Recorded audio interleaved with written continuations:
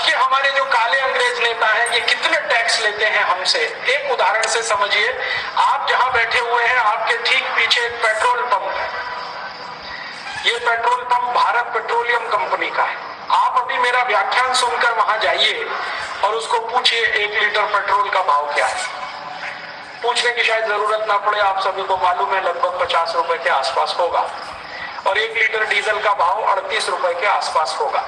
पिछले साल मैंने क्या किया, ये जो भारत पेट्रोलियम नाम का पेट्रोल पंप आपके ग्राउंड के पीछे है, इस कंपनी के सबसे बड़े अधिकारी को, जिसको चीफ एग्जीक्यूटिव ऑफिसर कहते हैं, मैंने एक पत्र लिखा और उस पत्र में मैंने उसको एक प्रश्न किया कि भारत पेट्रोलियम नाम की कंपनी में 1 लीटर पेट्रोल कितने रुपए में बनता है और इस पर कितने रुपए टैक्स लगता है।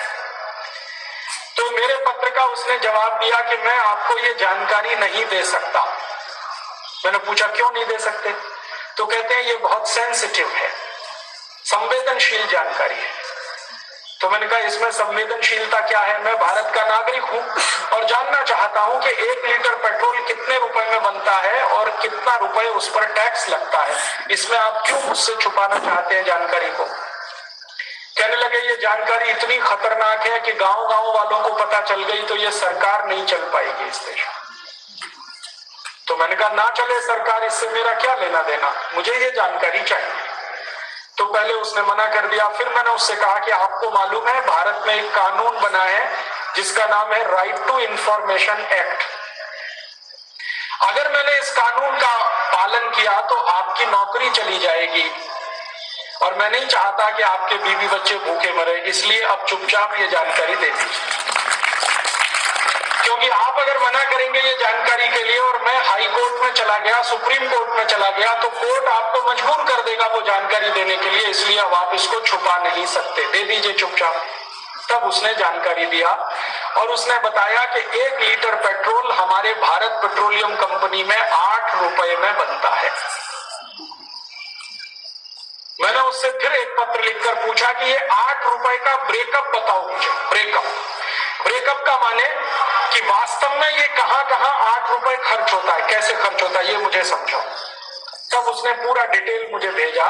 उसने कहा कि देखिए जी, पेट्रोल बनाने के लिए कच्चा तेल निकालते हैं हम जमीन के नीचे से और कच्चा तेल निकालते हैं समुद्र में से। तो जमीन के नीचे से जितना भी कच्चा तेल निकलता है, समुद्र में से जितना कच्चा तेल निकलता है, वो सब फोकट का होता है, उसको कोई पैसा हम नहीं देते क्योंकि भारतीय भूमि से निकाला हुआ है, भारत के समुद्र से निकाला हुआ है, तो वो पैसा तो उसको देना नहीं पड़ता। निकालने में मशीन लगती है और मशीन चलाने के लिए बिजली खर्च होती है। तो अगर 1 लीटर कच्चा तेल हम जमीन से निकालें तो उसमें जो बिजली का खर्चा है वो लगभग 40 पैसे आता है। 1 लीटर कच्चा तेल जमीन से निकालो तो बिजली खर्च होती है 40 पैसे की। 1 लीटर कच्चा तेल समुद्र से निकालो तो बिजली खर्च होती है 70 पैसे की। समुद्र में गहराई ज्यादा होती है, जमीन में गहराई कम होती है। ज्यादा गहराई से कोई चीज निकालेंगे तो खर्चा ज्यादा आएगा, कम गहराई से निकालेंगे खर्चा कम आएगा। तो उसने बता दिया कि 70 से 80 पैसे खर्च आता है बिजली का। फिर मैंने कहा आगे खर्च बताओ।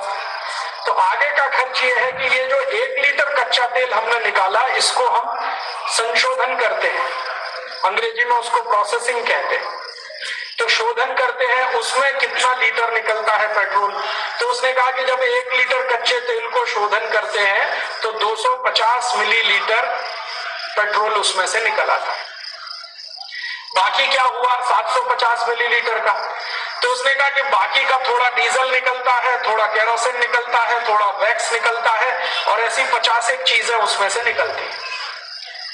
तो मैंने कहा इसका मतलब यह है कि 4 लीटर कच्चा तेल अगर हम शोधन करें तो 1 लीटर पेट्रोल बनेगा। हाँ बिल्कुल ठीक बात है। तो अब उसका हिसाब मैंने जोड़ा कि 70 पैसे लीटर का अगर खर्च माने तो 2 रुपए 80 पैसे में 1 लीटर पेट्रोल बन जाएगा। अब उस 1 लीटर पेट्रोल पर भारत पेट्रोलियम कंपनी अपना मुनाफा लगाती है। तो उनका कहना है कि हमको मिनिमम 15 से 20% नेट प्रॉफिट चाहिए, तो वो जोड़ दिया। फिर वो कहते हैं हमारे ओवरहेड एक्सपेंसेस इसमें चाहिए, वो भी मैंने जोड़ दिए। फिर वो कहते हैं कि 1 लीटर पेट्रोल को हम जहां बनाते हैं और गांव गांव में ट्रांसपोर्ट करते हैं उसमें 1 रुपए खर्च आता है, वो भी जोड़ दिया। तो कुल सारा जोड़ करने के बाद खर्च आता है 8 रुपए लीटर। अर्थात भारत की सबसे बड़ी पेट्रोल बनाने वाली कंपनी भारत पेट्रोलियम में 1 लीटर पेट्रोल बनाने का खर्चा है 8 रुपया। तब मैंने उस चीफ एग्जीक्यूटिव ऑफिसर को पूछा कि भाई अब मुझे ये समझाओ कि ये 8 रुपए लीटर में जो पेट्रोल बना वो 50 रुपए लीटर क्यों बिकता है। तो उसने कहा साहब ये बात आप वित्त मंत्री से पूछिए। मैंने पूछा क्यों? तो उसने कहा कि वित्त मंत्रालय इस 8 रुपए लीटर के पेट्रोल पर 42 रुपए लीटर का टैक्स लगाता है। 8 रुपए लीटर के पेट्रोल पर 42 रुपए लीटर का टैक्स तो कितने प्रतिशत हुआ, हिसाब से जोड़ो जरा।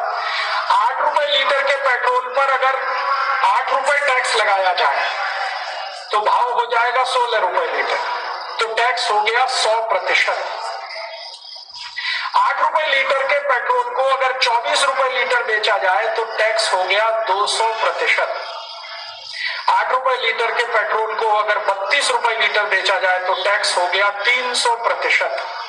8 रुपए लीटर के पेट्रोल को 40 रुपए लीटर बेचा जाए तो टैक्स हो गया 400%।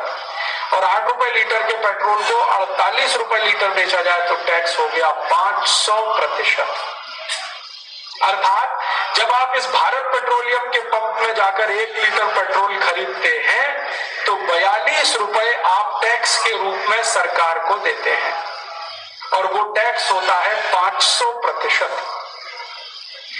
भारत के नागरिक एक दिन में 300 करोड़ लीटर डीजल और पेट्रोल खर्च करते हैं एक दिन में, और 1 लीटर पे 42 रुपए टैक्स देते हैं तो 300 करोड़ लीटर पर 300 करोड़ में 42 का गुणा करो, लगभग 13 से 14 हजार करोड़ रुपए हर दिन हम डीजल में पेट्रोल में टैक्स का दे रहे हैं।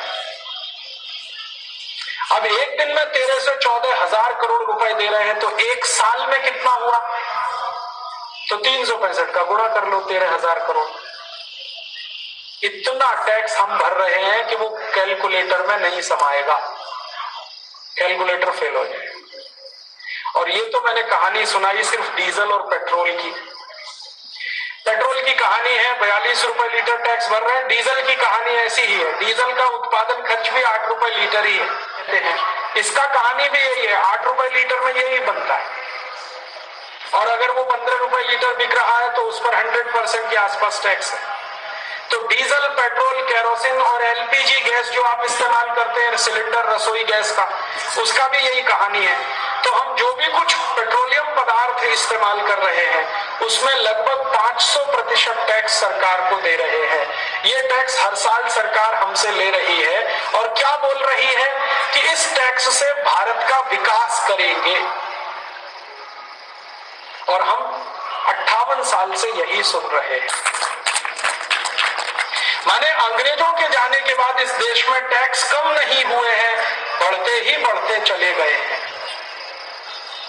और अंग्रेजों के जाने के बाद टैक्स चूंकि कम नहीं हुए, इसका माने लोगों की लूट बदस्तूर जारी है इस देश में। बस अंतर इतना है कि पहले गोरे अंग्रेजों ने इस देश को लूटा टैक्स लगाकर, अब काले अंग्रेज इस देश को लूट रहे हैं टैक्स लगाकर। ये काले अंग्रेज कौन है? मनमोहन सिंह। ये काले अंग्रेज कौन है? पी चिदम्बरम। ये काले अंग्रेज कौन है? नवीन पटनायक। ये काले अंग्रेज कौन है? ये जितने भी नेताओं के नाम आप गिन सकते हैं अपनी उंगलियों पर, जिनको आप जानते हैं, ये सब काले अंग्रेज हैं। और मुझे ये बड़े दुख और दुर्भाग्य से कहना पड़ रहा है कि अंग्रेजों की आत्मा ही इनमें उतर गई है।